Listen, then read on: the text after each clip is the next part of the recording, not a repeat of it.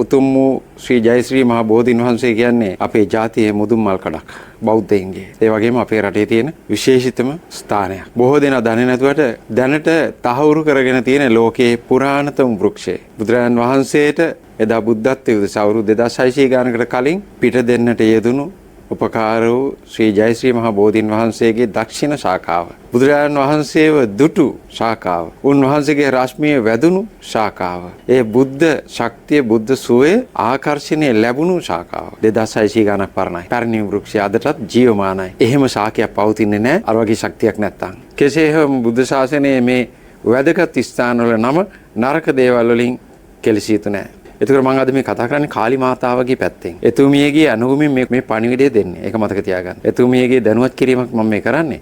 කැමති නම් පිළිගන්න පුළුවන්. කැමති නම් පිළි නොගෙන අහකට දාන්නත් පුළුවන්. පිළිගන්න අයට විතරක් තමයි මම මේ හැබැයි කියන්නේ. අනුන්ගේ බෝල අල්ලගත්තට කරන්න දෙයක් නැහැ. ඒක කියලා මම පටන් ගන්නම්. මහා භද්‍රකාලි මාතාව අපේ දේශයේ බාරකාරීත්වයේ දරන්නේ පොළවේ බාරකාරීත්වයේ දරන්නේ මහී කාන්තාව විදිහට සලකන්නේ ශ්‍රී මහා භද්‍රකාලි මාතාව කියන දිව්‍යමය බලවේගය. මස් මාංශ පරිභෝජනයේට ශ්‍රී මහා භද්‍රකාලි මාතාව කිසිසේත්ම කැමති නැහැ අනුබල දෙන්නේ නැහැ. හුඟක් අය වරද්දගෙන ඉන්නවා එතුමියගේ පුරාතන අර යක්ෂ ආත්මය සෝහංකාලි මාතාව. ඉතින් එතකොට ඒක යක්ෂ ආත්මයක් නිසා ලේ බිව්ව මස් කෑව කියලා කියවෙනවා. අපි එහෙම හදාගෙන කියනවා. ඊළඟට ක්‍රමක්‍රමයෙන් පින් අනුමෝදන් වෙලා තමයි අද ඉන්න උතුම් වූ මහේශාක්‍ය දිව්‍ය කුලයට එතුමිය ඇතුල්ලා තියෙන්නේ. එතකොට කෙනෙක් නරක ගති තමන්ගේ තියෙන දුර්වලකම් අයින් කරගෙන යන්නේ. සැබෑව අවබෝධ කරගෙන යන්නේ. එතකොට මාංශයේ තියෙන නරක දේවල් එතුමිය අවබෝධ කරගෙන තියෙනවා. බුදුන් වහන්සේගේ දේශනා විශේෂයෙන්ම ගලු කරන කෙනෙක් ශ්‍රී මහා භද්‍රකාලි දේව මාතාව කියන්නේ. ඔයාලා ඔය දන්න දිව එළියට දාගත්ත කෙනා නෙමෙයි. ඒක ඔබේ නිර්මාණය. පුරාතන යක්ෂ රූපය නැවත ඔබ ප්‍රතිනිර්මාණය කරගෙන ඒකට දිව්‍ය ශක්තියක් ආරූඪ කරගත්තාම එතන ක්‍රියාත්මක වීමේ බලයක් තියෙනවා නැත්තේ නෑ. වැරද්දටයි දනුවන් දෙන්නේ. එතුමිය නිවැරදි කාර්යයට දනුවන් දෙන්නේ නෑ. ශ්‍රී මහා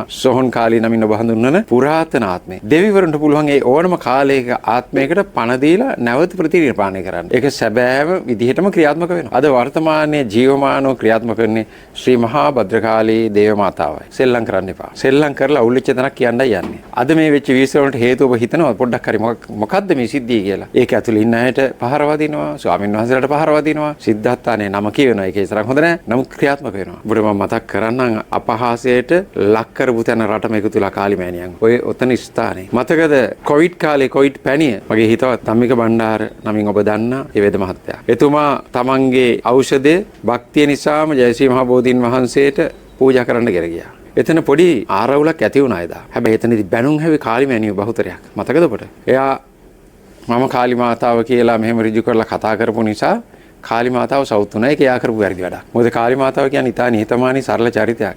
කොයිලාවකත් මේ මං ඇවිල්ලා ඉන්නේ මම කාලි කියලා කියන්නේ නැහැ. හැංගිලා කෙනෙක් තුල ඉන්න පුළුවන්. හැබැයි කවදාවත් ඒක හෙලි කරන්නේ නැතුව අවශ්‍ය කටයුත්ත ඊටාම නිහතමානීව සහ සාර්ථකව පුණ්‍යවන්තව කරලා යන කෙනෙක්. කෙනෙක් මරලා සද්ද නැතුව යන කෙනෙක් නෙමෙයි. යහපත ඉෂ්ට කරලා හැංගවිලා ඉන්න කෙනෙක්. මට බොහෝ අවස්ථාවල පිළිමයක්වත් තියන්න එපා කියන තැන තියෙනවා. එපා මගේ නම කියන්නත් එපා. බාන්න මගේ වැඩසටහනක මම එතුමියගේ පින්තූරයක් කවදාවත් දාලා තියෙනවද කියලා. නෑ. එතුමිය කියලා තියෙන මගේ පින්තූර දාන්න එපා. ඔයාගේ ෆොටෝ දාගන්න. මම දරුවා. ඒක ඔබ දන්නවා මම ආත්ම හතරක් එතුමියගේ එක එක ආත්මවල මම ඒ තනතුරු දරපු නිසා ඒ දිව්‍යමය ශක්තිය තමයි මා තුළ ක්‍රියාත්මක වෙන්නේ. එදා මහා භද්‍රකාලි මෑණියන්ට අවමන් කළේ ස්ථාන. ඊළඟට මේ මෑතක මස් අහු වුණා. මාංශ වලට එතුමිය ඉතාම විරුද්ධයි. ඊළඟට ශ්‍රී මහා භද්‍රකාලි දේවමාතාව නිතරම ඇසුරු කරන ගැවසෙන ස්ථානයක් මම ඉතාම හොඳින් දන්නවා ශ්‍රී මහා බෝධීන් වහන්සේ අභියස. විශේෂයෙන් පොය දවසට. පොය දවසට එතුමිය කිසිම දේවස්ථානයක දේවාලයක එතුමියගේ ශක්තිය ක්‍රියාත්මක කරන්නේ නැහැ. කවුරු එහෙම කරනවා එයා බොරුවක් කරන්නේ. මොකද එතුමිය එදා දවස පුරාවටම වෙනත් මානයක ඉන්නේ. මිනිස්සුන්ට ශක්ති කිරණ දාට යවන්නේ.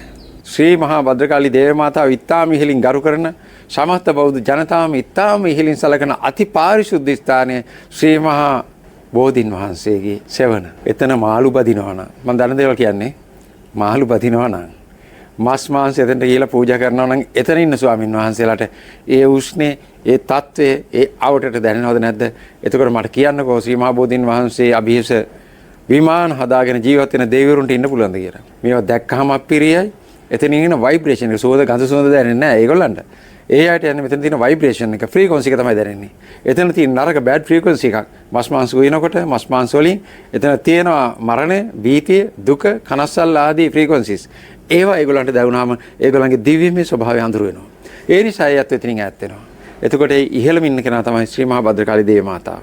ඊට පහළින් තමයි ඉන්න සියලුම අනිත් දෙවිවරු ඉන්නේ. එතකොට සීමා බෝධින් වහන්සේ බාරවත් ඉන්නවා. අපි දන්නවා කළු දේවතා බණ්ඩාර දෙවියන් වහන්සේ ඒත් ප්‍රාදේශීය කෙනෙක්.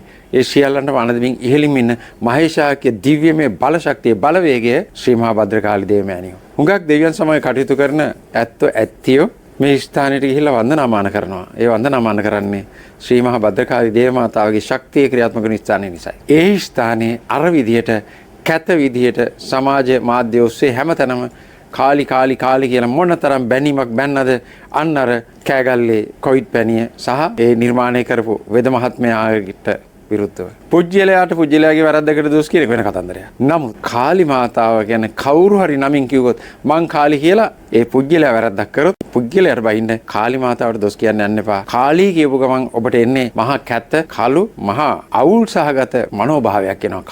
කාලි මේක අයින් කරගන්න. හරියට අවබෝධ කරගන්න. ඒ උතුම් වූ ශ්‍රී මහා භද්‍රකාලී භද්‍ර කල්පයට අධිපතිකම් කරන කියන තේරුම එතන තියෙන. මහා භද්‍ර කල්පයට අධිපති. කල්පෙන් කල්පයට අධිපති කෙනෙක් පත් කරන මහේශාක්‍ය දිවිතලේ. මහා භද්‍ර කල්පයේ මේ පොළොව තලයේ සියලු කටයුතු පාලනය කරන්නේ ශ්‍රී මහා භද්‍රකාලී දිව්‍යත්වයේ හේවත් දිව්‍ය මාතා ශක්තිය ෆෙමිනයින් එනර්ජි එකයි. විශ්ව මාතා කියනවා අපි නේද? මහී කාන්තා කියනවා. ඊළඟට බලන්න කාන්තාවකට ඒ වගේ තැනක හිරිහැරයක් වුණා නම් කාල්මානියෝ ඉවසයිද? එතකොට එහෙම දෙයක් වුණා නම් දූෂණය කරේ දැරියක් නෙමෙයි. උතුම් වූ දිව්‍යත්වය මගේ නමවත් කියන්න කැමති නෑ දිව්‍ය මාතාවගේ එතෙන්ට. මම හැමදාම කියන ඔබ කාන්තාවකට හිරිහැර කරනවා හිරිහැර කරන්නේ දිව්‍ය මාතාවටයි. දිව්‍ය මාතාවයි සමස්ත කාන්තා නියෝජනය කරන්නේ. කාන්තාව දැනගන්න ඕන ඒ තත්ත්වය ඇති කරගන්න. මොකද ඔබේ මුදුන් මල්කඩ ශ්‍රී මහා භද්‍රකාලී දේව මාතාවයි. ඔබ බලාගෙන රැක බලාගෙන ඔබට ආශිර්වාදයේ ආදර්ශය දෙන්නේ එතුමියයි.